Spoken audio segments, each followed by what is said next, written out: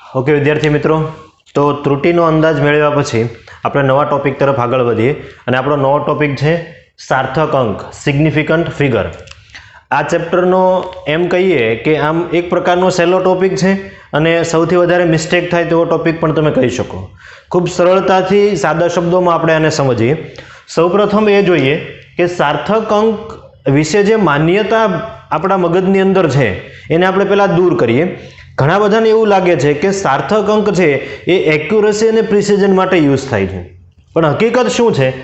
Significant figures isn't about accuracy or precision, it's about representing uncertainty. એનો મતલબ આપણે એવો કરી શકીએ કે સાર્થક અંક છે એ એક્યુરસી અને પ્રિસિઝન માટે નથી. તમે જે માપન કરો છો એ માપનની અંદર અનસર્ટેનિટી એટલે કે અચોક્કસતા કેટલી છે એ રિપ્રેઝેન્ટ કરવા માટે ઉપયોગ થાય છે. બીજી રીતે તમે એમ પણ કહી શકો કે સાર્થક અંક જે છે એ રાઉન્ડ ઓફ કરવા માટે પણ ઉપયોગમાં આવે છે. કેવી રીતે એ સમજીએ. દાખલા તરીકે તમે કોઈ પ્રેક્ટિકલ કરી રહ્યા છો અને પ્રેક્ટિકલની અંદર તમારે કોઈ એક રીડિંગ છે એ 10/3 આવે છે. આવી રીતે ધારો કોઈ એક્સ નામનું કોઈ રીડિંગ છે, ઘણા બધા ટેબલ છે, એક્સ, વાય, ઝેડ, આવી રીતે ઘણા બધા ટેબલ હશે. હવે એક્સ નામનું રીડિંગ ધારો કે તમારું 10/3 આવે છે, તો 10/3 એ કોઈ ચોક્કસ સંખ્યા આપણને મળશે તો કે રિઝલ્ટમાં નહીં મળે. 3.3333 અનંત સુધી 3 આવશે. 5/2 હોય તો 2.5 કરી શકીએ, 6/3 હોય તો 2 આન્સર આપી શકીએ, પણ 10/3 તો 3 પોઈન્ટ પછી તો છેક સુધી 3 જ છે. તો કેટલા 3 આપણે પોઈન્ટ પછીના ધ્યાનમાં લેવા જોઈએ એ આપણને ગણવા માટે સાર્થક અંક છે એ ઉપયોગમાં આવશે. એટલે આવા કોઈ રીડિંગ આવે ત્યારે કેટલા અંક સુધી રાઉન્ડ ઓફ કરવું અથવા તો માપનની અંદર અચોક્કસતા કેટલી છે એ દર્શાવવા માટે કોનો ઉપયોગ થાય છે તો કે સાર્થક અંકનો. હવે એ આપણે જોઈએ કે અનસર્ટેનિટી, અચોક્કસતાનો મતલબ એક્ઝેક્ટ મિનિંગ શું થાય. તો મેં અહીંયા એક સાર્થક અંકની વ્યાખ્યા આપેલી છે. વ્યાખ્યા તમે એકવાર રીડ કરો. માપ દર્શાવતી સંખ્યામાં વિશ્વસનીય અંક તથા પ્રથમ અચોક્કસ અંકને સાર્થક અંક કહેવાય. હવે શબ્દ છે વિશ્વસનીય અંક, ટ્રસ્ટેબલ ફિગર, અને બીજું પ્રથમ અચોક્કસ એટલે ફર્સ્ટ અનસર્ટેન ફિગર. આ બેનો મતલબ શું થાય એ સમજીએ. ધારો કે તમે કોઈ સળિયાની લેન્થ મેજર કરી રહ્યા છો સ્કેલ વડે, તો સ્કેલને આપણે કંઈક આવી રીતે દર્શાવીએ. ધારો કે આ એક સ્કેલ છે.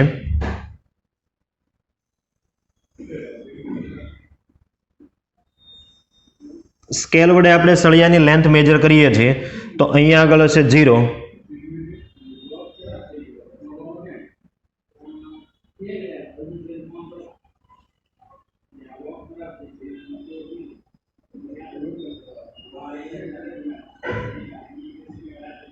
આવી રીતે કોઈ સ્કેલ હશે તો અહીંયા આગળ હશે 1. હવે તો કે એક સળિયો ડ્રો કરીએ આપણે જેની લેન્થ આપણે મેજર કરવાની છે. ધારો કે એ સળિયો છે એ આટલી સમથિંગ લેન્થનો છે એવું ધારીએ આપણે.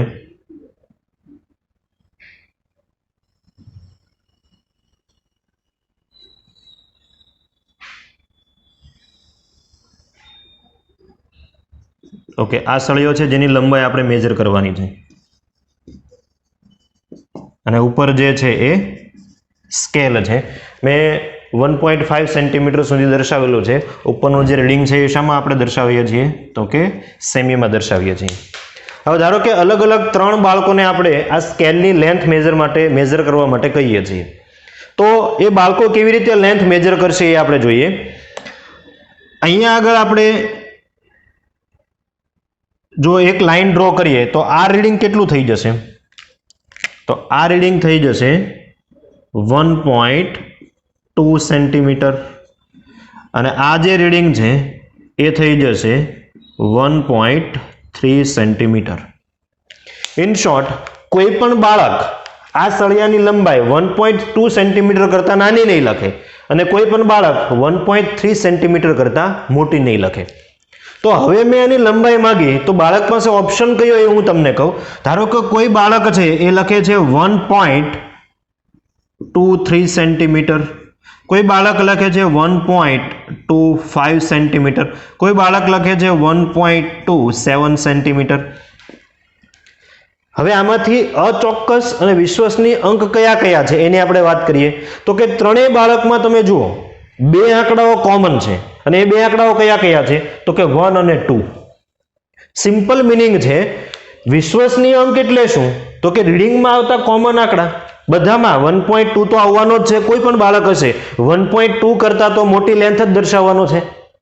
તો 1.2 તમને જે દેખાય છે 1 અને 2 આને તમે કયા અંક કહી શકો વિશ્વસનીય અંક જે દરેક બાળકના રીડિંગની અંદર છે. તો અહીંયા વિશ્વસનીય અંક કયા કયા થઈ જશે વિશ્વસનીય અંક ઇઝ ઇક્વલ ટુ થઈ જશે 1 અને 2. એના પછી અચોક્કસ અંક પણ કયો તો કે પ્રથમ.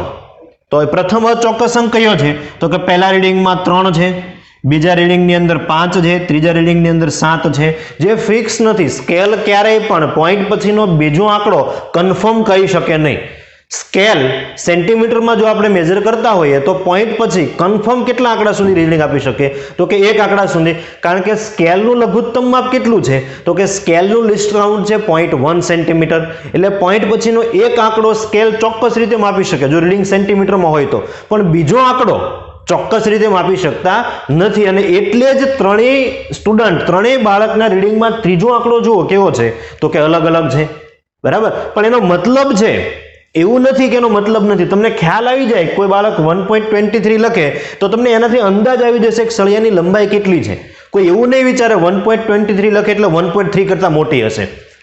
તો વિશ્વસનીય અંક અને પ્રથમ અચોક્કસ અંક કયો થઈ જશે પ્રથમ અચોક્કસ અનસર્ટેન ફિગર કયો થઈ જશે તો કે પહેલા રીડિંગની અંદર આપણે લખી શકીએ 3, બીજા રીડિંગમાં લખો હોય તો કયો થઈ જશે 5, ત્રીજા રીડિંગમાં કેટલો થઈ જશે 7.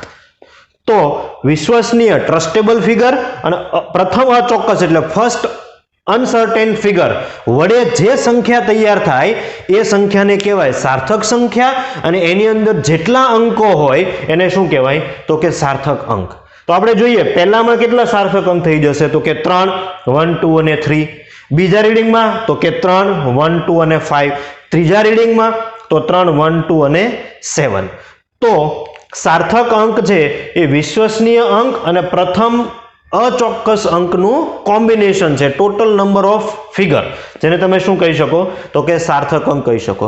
ફરી રિપીટ કરું છું, સાર્થક અંક છે એને એક્યુરસી અને પ્રિસિઝન સાથે કોઈ મતલબ નથી.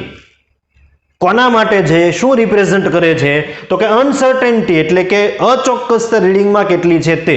રીડિંગને રાઉન્ડ ઓફ કરવું હોય તો કેટલા અંક સુધી કરવું જોઈએ એ આપણને કોણ શીખવે છે સાર્થક અંક શીખવે છે. વ્યાખ્યા મેં સમજાવી, બીજા અમુક ફેક્ટ છે સાર્થક અંકને લઈને એ આપણે થોડા જોઈએ. જેમ કે પહેલું ફેક્ટ કંઈક આવું આપણી સામે છે, માપનમાં જેમ સાર્થક અંકોની સંખ્યા વધારે તેમ વધુ ચોકસાઈપૂર્વકનું માપન કહેવાય. દાખલા તરીકે તમે લેન્થ મેજર કરી રહ્યા છો તો કોઈ બાળકને લેન્થ આવે છે 1.2 સેન્ટીમીટર, કોઈ બાળકને આવે છે 1.25 સેન્ટીમીટર. તો બીજા રીડિંગની અંદર કેટલા સાર્થક અંક થઈ ગયા 3. તો આપણે એવું કહી શકીએ કે સેકન્ડ રીડિંગ છે એ વધારે ચોકસાઈપૂર્વકનું છે. વધારે આનું એક્ઝામ્પલ છે, હું તમને સેકન્ડ પોઈન્ટની અંદર સમજાવું. સેકન્ડ પોઈન્ટ શું છે તો કે સાર્થક અંકોની સંખ્યા એટલે સાર્થક અંકની અંદર સાર્થક સંખ્યાની અંદર જે સાર્થક અંક છે એ માપન માટે ઉપયોગમાં લીધેલ સાધનના લઘુત્તમ માપ પર આધાર રાખે. કેટલા સાર્થક અંકો સંખ્યાની અંદર આવશે એ કોના પર ડિપેન્ડ કરે છે તો એ ડિપેન્ડ કરે છે લિસ્ટ કાઉન્ટ પર. જે તે ઇન્સ્ટ્રુમેન્ટ વડે તમે મેઝરમેન્ટ કરી રહ્યા છો, માપન કરી રહ્યા છો, એની અંદર એનું જે લિસ્ટ કાઉન્ટ છે એના પર ડિપેન્ડ કરે છે. કેવી રીતે એ સમજીએ. દાખલા તરીકે તમે કોઈ એક સળિયાનો વ્યાસ માપી રહ્યા છો. ધારો કે તમે કોઈ ઇન્સ્ટ્રુમેન્ટ વડે સળિયાનો વ્યાસ માપી રહ્યા છો, તો ઇન્સ્ટ્રુમેન્ટના આપણે એક ઉદાહરણ લઈએ.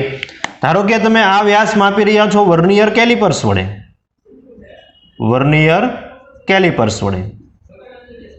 તો વર્નિયર કેલિપર્સ વડે આપણે મેજર કરીએ તો ધારો કે વ્યાસ આપણને મળે છે 2.2 2.52 સેન્ટીમીટર. કેમ? તો કે વર્નિયર કેલિપર્સ છે એનું લિસ્ટ કાઉન્ટ છે 0.01 સેન્ટીમીટર. એનો મતલબ કે વર્નિયર કેલિપર્સ તમને ક્યાં સુધી ચોકસાઈ આપી શકે છે? લિસ્ટ કાઉન્ટની આપણે જો વાત કરીએ વર્નિયર કેલિપર્સનું તો એ છે 0.01 સેન્ટીમીટર. એનો મતલબ પોઈન્ટ પછી કેટલા આંકડાઓ ચોક્કસ રીતે વર્નિયર કેલિપર આપી શકે? તો કે 2. 0 અને 1 છે એટલે 2 સુધી. તો અહીંયા જો 2.52 સેન્ટીમીટર મળે છે મને. હવે ધારો કે એ જ વ્યાસ હું માઇક્રોમીટર સ્ક્રૂ ગેજ વડે માપું, માઇક્રોમીટર સ્ક્રૂ ગેજ વડે માપું તો સેમ રીડિંગ જે મળે છે, ધારો કે મળે છે 2.525 સેન્ટીમીટર. હવે તમે વિચારો આ બે માંથી કયું રીડિંગ છે વધારે ચોક્કસ છે, 2.52 કે 2.525? તો સિમ્પલ આપણા મગજની અંદર તરત એ જ આવવાનું છે કે ભાઈ રીડિંગ 2.525 છે એ વધારે ચોક્કસ છે. કેમ? તો કે એમાં પોઈન્ટ પછી કેટલા આંકડાઓ આવે છે? 3 આંકડાઓ આવે છે. તો એ કોના પર ડિપેન્ડ કરે છે? તો એ સાધનના લિસ્ટ કાઉન્ટ પર ડિપેન્ડ કરે છે. માઇક્રોમીટર સ્ક્રૂ ગેજનું લિસ્ટ કાઉન્ટ કેટલું છે? તો કે આનું લિસ્ટ કાઉન્ટ છે 0.001 સેન્ટીમીટર. એટલે માઇક્રોમીટર સ્ક્રૂ ગેજ પોઈન્ટ પછી કેટલા આંકડા સુધીનું ચોક્કસ માપ આપી શકે છે? 3 આંકડા સુધીનું. તો હવે તમે જોઈ શકો છો જે ઉપરનો પોઈન્ટ હતો તે જેમ સાર્થક અંકોની સંખ્યા વધારે તેમ તે માપન કેવું કહેવાય? વધારે ચોકસાઈપૂર્વકનું. તો આ બે માપન તો સાચા જ છે, બેમાંથી એક પણ ખોટા નથી, પણ વધારે ચોક્કસ કયું છે? જેમાં સાર્થક અંકો કેવા છે? વધારે. 2.525. તો એમાં 2 એટલે કે 2, 5 અને 2 આ છે એ ટ્રસ્ટેબલ ફિગર છે, વિશ્વસનીય અંક. અને જે 5 છે એ કેવો છે? તો કે અચોક્કસ. ક્યારે? જ્યારે તમે મેઝરમેન્ટ કોના વડે કરી રહ્યા હો? માઇક્રોમીટર સ્ક્રૂ ગેજ વડે. જ્યારે તમે વર્નિયર કેલિપર્સ વડે મેઝરમેન્ટ કરી રહ્યા છો તો ટ્રસ્ટેબલ ફિગર, વિશ્વસનીય અંક કયા છે? 2 અને 5. અને અચોક્કસ અનસર્ટેન ફિગર કયું છે? તો કે 2. એના પછી ત્રીજું ફેક્ટ છે, સૂત્રમાં આવતી કોઈ ચોક્કસ સંખ્યા હોય તો એને કેટલા સાર્થક અંક હોય? તો કે અનંત. આપણે એનું ઉદાહરણ એક લઈએ, એક સમીકરણ વિચારીએ જે તમે ધોરણ 9 ની અંદર એક પરિમાણમાં ગતિમાં ભણ્યા હતા, બરાબર? મોશન ઇન વન ડાયમેન્શન માં તમે એક સમીકરણ ભણ્યા હતા, પ્રવેગી ગતિનું સમીકરણ હતું. કદાચ તમને યાદ હોય તો v² - v02 = 2ad. v એટલે અંતિમ વેગ, v0 એટલે પ્રારંભિક વેગ, a એટલે પ્રવેગ, d એટલે ડિસ્ટન્સ. તો આ એક પ્રકારનું ફિઝિક્સમાં આવતું સમીકરણ છે. યાદ ન હોય તો કોઈ પ્રોબ્લેમ નથી, આપણે ફરી આના પછીના ચેપ્ટરમાં ભણવાના જ છે ડીપમાં આ સૂત્ર વિશે. તો અહીંયા આપણે જોઈએ, મેં તમને એવું કીધું કે સૂત્રમાં આવતી કોઈ ચોક્કસ સંખ્યા એટલે શું? તો કે જેનું માપ ક્યારેય બદલાતું હોય નહીં, જેનું મૂલ્ય ક્યારેય બદલાતું હોય નહીં. તો અહીંયા આગળ v અંતિમ વેલોસિટી બદલી શકે, પ્રારંભિક વેલોસિટી બદલી શકે, મે બી એક્સિલરેશન, ડિસ્ટન્સ ચેન્જ થઈ શકે. એક આંકડો તમને અહીંયા દેખાય છે ને એ છે 2. આ કેવી સંખ્યા કહેવાય? તો કે ચોક્કસ સંખ્યા કહેવાય. તો આ ચોક્કસ સંખ્યાને કેટલા સાર્થક અંક હોય? તો અનંત સાર્થક અંક હોય. એટલે તમે આ 2 જે છે એને કેવી રીતે લખી શકો? તો કે 2.0 લખી શકો, 2.00 લખી શકો, 2.000 લખી શકો. તમે કોના વડે મેજર કરો એના પર ડિપેન્ડ કરે છે, પણ જો સૂત્રની અંદર કોઈ ચોક્કસ સંખ્યા આવતી હોય તો એને કેટલા સાર્થક અંક હોય? અનંત સાર્થક અંક હોય, અને એને ક્યારેય પણ તમારે કાઉન્ટ કરવાના નથી. આગળ આપણે આ જે સાર્થક અંકની સંખ્યા તમને મળવાની છે, અહીંયા 2 છે, અહીંયા 3 છે, અહીંયા 4 છે, તો એના આધારે ગુણાકાર, બાદબાકી, સરવાળો, ભાગાકારમાં આપને એ સંખ્યા ઉપયોગમાં આવવાની છે. પણ કોન્સ્ટન્ટ હોય કોઈ ચોક્કસ સંખ્યા તો એના તમારે સાર્થક અંક ક્યારેય ગણવાના નથી, કેમ કે એને કેટલા સાર્થક અંક હોય? અનંત સાર્થક અંક હોય. બીજું એક ઉદાહરણ આપું તમને જે ખ્યાલ છે તે. દાખલા તરીકે કદનું આપણે સૂત્ર લખીએ, કદ v = ગોળા માટે તો 4/3 πr³. અહીંયા તમે જુઓ પાઈ છે ને એ કોન્સ્ટન્ટ છે, પાઈ છે એ કેવી સંખ્યા છે? કોન્સ્ટન્ટ. તો આ પાઈને કેટલા સાર્થક અંક હોય? તો કે અનંત સાર્થક અંક હોય. આઈ હોપ કે જેટલા પોઈન્ટ મેં તમને કીધા છે આ ફેક્ટ છે. હવે કોઈ સંખ્યા તમને આપી દેવામાં આવે છે બરાબર, આર્બિટરી કોઈ પણ સંખ્યા આપને મળવાની છે, કેમ કે આ તો આપણે મેઝરમેન્ટ કરી રહ્યા છે.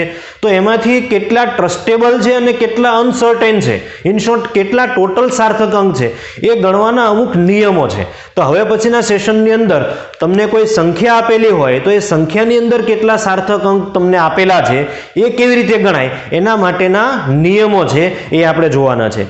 આગળના ટોપિકમાં આપણે જઈએ એના પહેલા ખૂબ સરખી રીતે ધ્યાનપૂર્વક આ બંને બોર્ડ છે એ તમે નોટ ડાઉન કરી લો.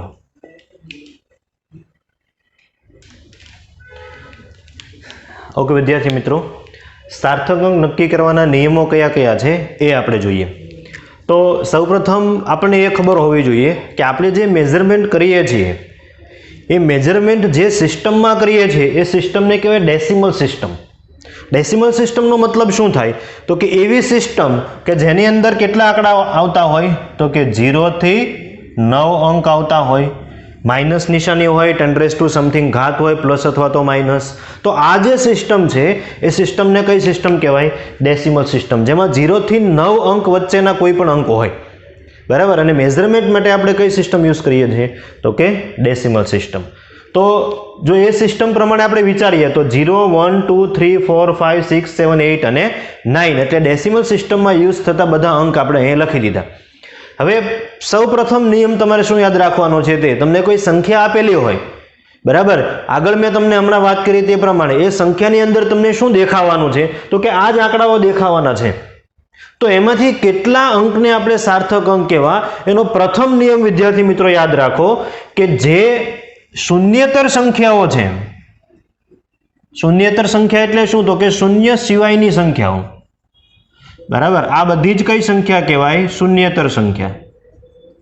તો કે શૂન્યેતર સંખ્યા સાર્થક અંક કહેવાય.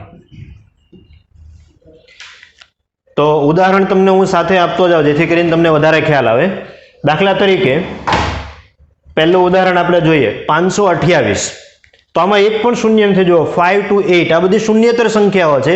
તો જેટલા આંકડાઓ છે બધા તમારે ટોટલ ગણી લેવાના. તો અહીંયા જો આપણે ગણીએ તો 5 to 8 ટોટલ કેટલા આંકડા થઈ જશે? કેટલા ફિગર થઈ જશે? 3. તો કેટલા સાર્થક અંક થઈ જશે એના? તો કે 3 સાર્થક અંક થઈ જશે. ધારો કે આપણે દશા ચિહ્ન વાળી સંખ્યા જોઈએ તો 125.63, આમાં કોઈ જગ્યાએ શૂન્ય નથી, બધા જ શૂન્યેતર અંક છે, તો બધાને તમે સાર્થક અંક કહી શકો. તો બધાને કાઉન્ટ કરી લો તો ટોટલ કેટલા થઈ જશે તો કે 5 સાર્થક અંક થઈ જશે. પછી નીચેની સંખ્યામાં 0 છે તો 0 માટેનો પાછો નિયમ આપણે જોઈએ. ધારો કે કોઈ સંખ્યાની અંદર 0 આવે છે તો 0 ને ક્યારે તમારે સાર્થક અંકમાં કાઉન્ટ કરવો એનો નિયમ તમે જુઓ. જ્યારે સંખ્યાની અંદર શૂન્ય હોય તો એ શૂન્યને ક્યારે કાઉન્ટ કરવાનો? તો જ્યારે બે શૂન્યેતર અંકની વચ્ચે હોય, એટલે પહેલો અંક અને છેલ્લો અંક સંખ્યાનો શૂન્યેતર હોય, એટલે કોઈ 1 થી 9 વચ્ચેનો આંકડો છે, તો તમારે એ 0 જે વચ્ચે હોય એ બધાને કાઉન્ટ કરવાના છે સાર્થક અંકની અંદર. એટલે હું અહીંયા રાઈટ માર્ક કરું છું. તમારે એ બધા જ 0 જે બે શૂન્યેતર અંકની સંખ્યાની વચ્ચે હોય તેને તમારે ગણવાના છે સાર્થક અંક. ઉદાહરણ આપણે એનું જોઈએ.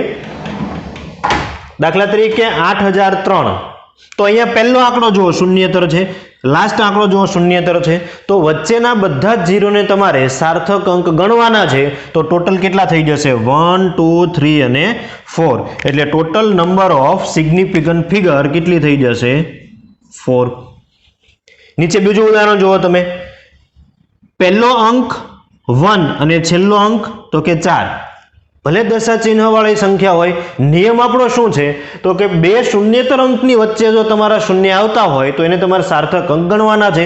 તો અહીંયા બંને શૂન્યને તમારે સાર્થક અંકમાં કાઉન્ટ કરવાના છે. તો ટોટલ થઈ જશે 1, 2, 3, 4, 5 અને 6. ટોટલ 6 નંબર ઓફ સાર્થક અંક સિગ્નિફિકન્ટ ફિગર થઈ જશે. ફરી નીચેનું ઉદાહરણ જો 6.032. તો 6 અને 2 ફર્સ્ટ અને લાસ્ટ બંને શૂન્યેતર સંખ્યા છે, અધર ધેન શૂન્ય. તો વચ્ચેના શૂન્યને તમારે કાઉન્ટ કરવાનો છે. કેટલા થઈ જશે? આ થઈ જશે ટોટલ 4. એના પછી આગળ વધીએ. ધારો કે તમારો જે શૂન્ય છે એ પ્રથમ શૂન્યેતર અંકની કઈ બાજુ છે? ડાબી બાજુ છે. પ્રથમ શૂન્યેતર અંકની ડાબી બાજુ છે. તો તમારે એ 0 ને કાઉન્ટ કરવાના નથી. સંખ્યા ભલે પછી પૂર્ણાંક હોય કે અપૂર્ણાંક હોય. ઉદાહરણ આપણે જોઈએ અહીંયા આગળ 0.003 તો આમાં તમને શૂન્ય દેખાય છે તો કે હા, પણ ક્યાં આગળ છે શૂન્યનું પ્લેસ તમે જુઓ તો પ્રથમ શૂન્યતર અંક ક્યાં આગળ આવે છે તો કે 3 પોઈન્ટ પછી આ. તો એની ડાબી બાજુના જે શૂન્ય હોય એને ક્યારેય તમારે કાઉન્ટ કરવાના નથી. તો ડાબી બાજુના શૂન્યને આપણે કાઉન્ટ કરવાના નથી તો કેટલા સાર્થક અંક કહી શકીએ? માત્ર ને માત્ર 1, 3 જે છે તે. ધારો કે આપણે પૂર્ણાંક સંખ્યા લઈએ, તમને આવી સંખ્યા આપે છે 00521, 521 ની જગ્યાએ આગળ કેટલા 0 લગાવી દે છે?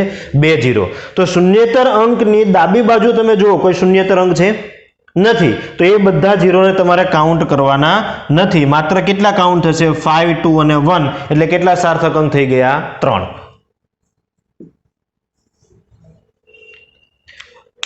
ઓકે, આગળનો નિયમ જોઈએ. અંતિમ શૂન્યેતર અંકની જમણી બાજુ, ધારો કે તમારો જે શૂન્ય છે સંખ્યાની અંદર જે શૂન્ય આવે છે એ ક્યાં આગળ છે તો કે અંતિમ શૂન્યેતર અંકની કઈ બાજુ છે? જમણી બાજુ છે. તો હવે શું કરવું? તો અહીંયા આગળ આપણી પાસે બે રસ્તા છે. સંખ્યા કેવી છે એના પર ડિપેન્ડ કરશે.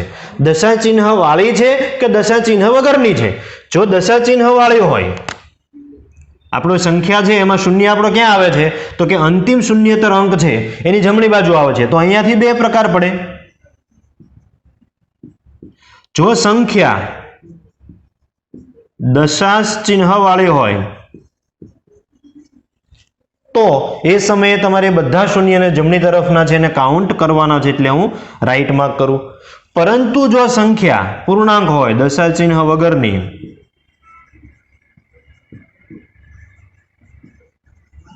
તો અંતિમ શૂન્યેતર અંકની જમણી બાજુના જેટલા પણ શૂન્ય હોય એને કાઉન્ટ કરવાના નથી. આપણે ઉદાહરણ જોઈએ. દાખલા તરીકે 7.900. હવે 0 તમે જુઓ, પેલા 0 ક્યાં આવે એને જોવાનું. તો 0 તમને આવે છે અંતિમ શૂન્યેતર અંકની જમણી બાજુ. તો આપણી પાસે બે રસ્તાઓ છે. સંખ્યા કેવી છે એ ચેક કરો.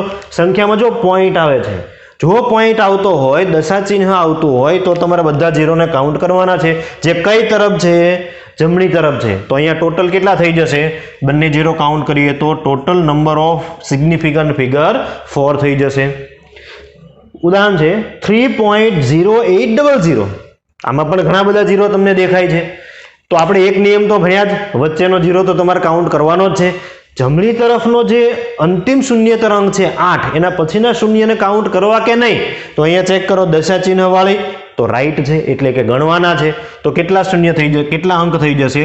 1, 2, 3, 4 અને 5. તો total number of significant figure થઈ જશે 5. આગળનું ઉદાહરણ જો 2500. આમાં તો દશા ચિહ્ન છે જ નહીં. જો દશા ચિહ્ન ન હોય તો આપણે આ નિયમની અંદર અંતિમ શૂન્યેતર અંકની જમણી તરફના જે શૂન્ય હોય એને કાઉન્ટ કરવાના નથી. તો આપણે આ બંને શૂન્યને કાઉન્ટ ન કરીએ તો માત્ર કેટલા આપણને મળે? 2 અને 5, એટલે કે કેટલા સિગ્નિફિકન્ટ ફિગર થઈ જશે? 2. આગળનું ઉદાહરણ 600.00. તો ઘણા બધા શૂન્ય છે પણ પોઈન્ટ વાળી સંખ્યા છે તો કે હા. અને પોઈન્ટ વાળી સંખ્યા હોય તો તમારે બધા જ દશા ચિહ્ન પછીના કે પોઈન્ટ પછીના જે શૂન્ય છે એને તમારે કાઉન્ટ કરવાના છે. તો અહીંયા આગળ કેટલા થઈ જશે? 1, 2, 3, 4 અને 5. તો અહીંયા ટોટલ સિગ્નિફિકન્ટ ફિગર 5 થઈ જશે. આગળનું ઉદાહરણ આપણે જોઈએ 0.08001. તો અહીંયા બે નિયમ લાગુ પડશે. એક નિયમ તો આ પેલા કે ભાઈ સંખ્યાની ડાબી બાજુના જે 0 હોય, તમે અહીંયાથી શરૂ કરો જોવાનું, તો જેવી તમને પ્રથમ શૂન્યેતર સંખ્યા મળે ત્યાં થોડી માટે અટકી જાઓ. તો થોડા સમય માટે તમે 8 પર અટકી ગયા. હવે ડાબી તરફના જે એને કાઉન્ટ કરવાના નથી. જમણી તરફના શૂન્ય છે એમાં ચેક કરો, વચ્ચે છે તો કે હા, તો એને આપણે કાઉન્ટ કરવાના છે. તો ટોટલ નંબર કેટલા થઈ જશે? 1, 2, 3 અને 4. એટલે કેટલા સિગ્નિફિકન્ટ ફિગર થઈ જશે? તો કે 4. આગળનો એક નોટ જે અહીંયા આપેલી છે જોઈએ. આવી કોઈ સંખ્યા હોય a ક્રોસ 10⁻⁵ બરાબર, આવી કોઈ સંખ્યા તમને આપવામાં આવે છે a ક્રોસ 10⁻⁵ b જે છે પ્લસ પણ હોઈ શકે, માઇનસ પણ હોઈ શકે, પૂર્ણાંક સંખ્યા હશે. અને a છે એ પૂર્ણાંક હોઈ શકે, અપૂર્ણાંક હોઈ શકે. દાખલા તરીકે 1.2 × 10⁻⁻15. આ કેવા પ્રકારની સંખ્યા થઈ ગઈ? a × 10⁵b. આવા પ્રકારની કોઈ સંખ્યા હોય તો માત્ર સાર્થક અંક શામાં ગણવાના છે? તો માત્ર ને માત્ર a માં તમારે સાર્થક અંક ગણવાના છે, 10⁵b ને તમારે ધ્યાનમાં લેવાના નથી. તો અહીંયા આપણે જોઈએ 1.2 × 10⁻15 કોને પહેલા જવા દેવાના? 10⁻15 એને ધ્યાનમાં નહીં લેવાના. 1.2 માં કેટલા સાર્થક અંક છે? તો અહીંયા આગળ મેં તમને જે નિયમો લખાવ્યા છે એ નિયમોની મદદથી તમે 1.2 માં સાર્થક અંકની સંખ્યા ગણો તો કેટલી થઈ જશે? 2, 1 અને 2. એક બીજું ઉદાહરણ જોઈએ 2.64 × 10⁻24. તો 10⁻24 ને તમારે ધ્યાનમાં લેવાના નથી. 2.64 માં કેટલા સાર્થક અંક છે? તો કે 3. 2, 6 અને 4 બધા શૂન્યતર છે, ને બધા શૂન્યતર હોય તો અહીંયા મેં લખ્યું છે એ બધા સાર્થક અંક કહેવાય.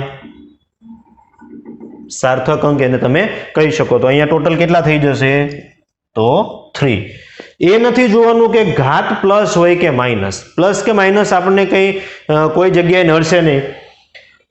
પછી બીજું, કોઈ માપનને તમે જુદા જુદા એકમમાં પરિવર્તન કરો તો સાર્થક અંક ક્યારેય બદલાતા નથી.